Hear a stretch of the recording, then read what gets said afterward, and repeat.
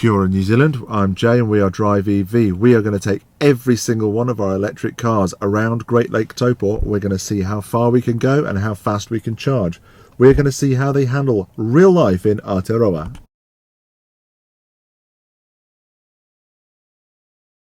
Hi New Zealand, I'm Jay from Drive EV in Taupo, and this is the BYD Taxi. Originally sold in Singapore and now it's over here. We figured that we just don't know, is the simple truth. We have something here with a big old battery. It doesn't charge terribly quickly, but it should have substantial range. On the clock it says 400 k's, and off the boat, after 360,000 kilometers of taxiing, it seems to have 97% state of health. So the battery lasts, as far as we can tell. But will it last when we get it out on the open road? We're going to take it around Lake Taupo. We're going to take it up some hills, down some valleys. We're going to do some highway speeds of about 100 k's. And we're going to do some small town speeds of about 50 k's. And the weather today is looking like all the weather. So we're going to see how it handles that. Best guess is it's probably not going to have 400 k's of range. Especially as today we're going to need the heaters, the air conditioning, the wipers, the lights, and the cruise control and all of those kind of things. And plus I'm a terribly inefficient driver, but we shall see. Come and have a look with us. All right, BYD, build your dreams. Range test. Standard sort of thing. We're going to head around the lake. We're going to head out sort of Kinloch Way, then we're going to head down to Kuradao, then we're going to head to Durangi. I'm going to eat a pie. And then we're going to head back. We are at 97% charge, 98 as I left, but I mean 97, 98. And the weather is thankfully raining. We have not had rain in ages, not proper rain anyway. So yeah, not ideal for range tests, especially in a car that we don't know at all. But you know, rain's good, right? Plants eat rain, and we eat plants. Well, food eats plants.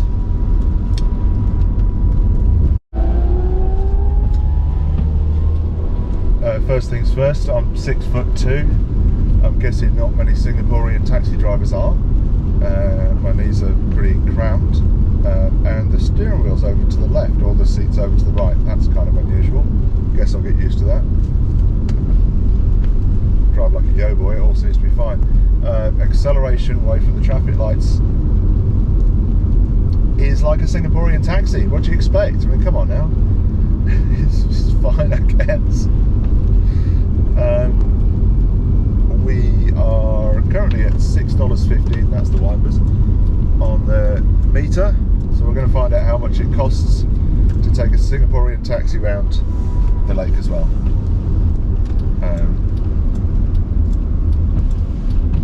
Temperature outside's about 18, 19 degrees. Got the AC on to clear the windscreen. That's not helping very much because we haven't washed the car since it got off the boat, and it's pretty gross. State of health on this one is a enthusiastic 97% apparently. We shall see. That's at 360 kilometers, 360,000 kilometers. That's a bit more like it. Charge now 95%. Okay, all right.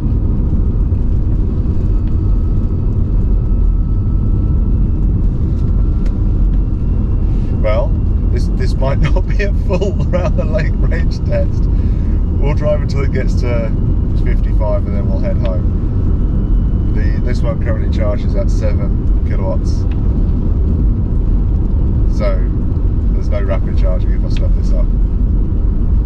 This might be what people call range anxiety. I'm not really anxious about it. I'll just go until I can't, until I know I'm not going to make it, then I'll come home. Fairly easy, straightforward stuff. It does have cruise control, so we'll see about that one. Set, maybe, don't really know. The dashboard's over to the left as well, which is all kinds of odd. On, cruise control on. Set. That didn't work. Set. Oh, that did work. Okay, good. Cruise control set. This makes a hell of a lot of fun noises. Some proper electric electric car whining and howling happening. Now that we've done a few of these trips, we know that the range pretty much falls through the floor all the way up to we'd get just past the Kinloch turnoff. This was the first time we'd done it, so we didn't know that. All we knew is that the range was falling through the floor. The windscreen was not able to clear. We couldn't get the AC to work, and I couldn't see anything, so I had to pull over blindly and hope that I didn't crash when I came to a stop. Make a little panic phone call to Steve, who said, "It's all right, we've got a tow truck, everything's going to be fine." And we pulled in later at the Tihoy Tavern. From there onwards, things got a little bit better. I went to the floor, climbing a small hill, and we're just about to make it to 100. So range seems to have settled down a little bit. We're at 83% now, and we're probably 20-30 k's from Topol. Just really doesn't seem to want to go above 80 kilometers an hour. You can go about 100, but it seems to really eat into the range. Now we're climbing gently using about, as I started talking, 22 kilowatts, at this point 40.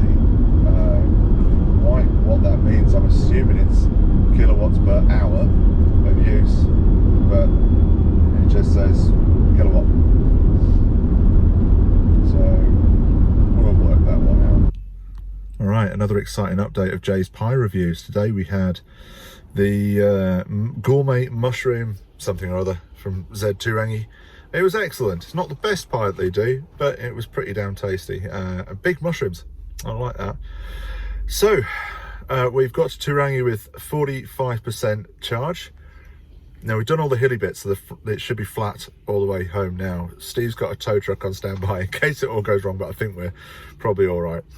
I don't think I could make it back the other way. Well, I know I couldn't make it back the other way because 45%.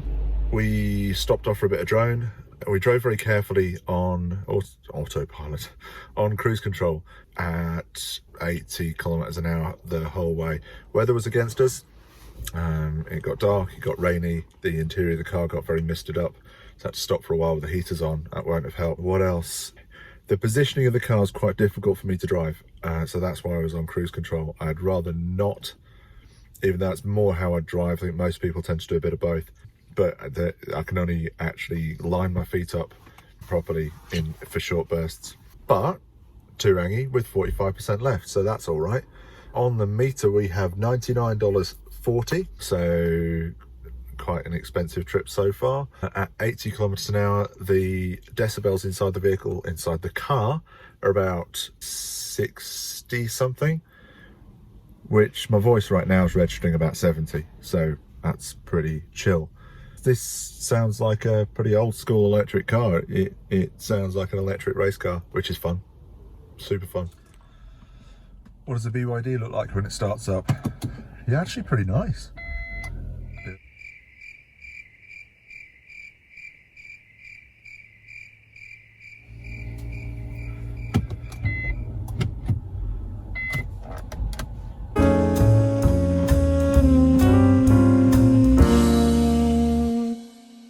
Back at home base, and we got it with 13%.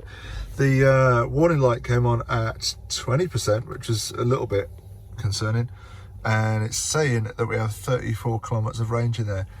Hopefully someone else will take over and just run it until that runs out and see if that is actually accurate, because my leg's knackered. All right, so thanks for coming along for our little trip around the lake.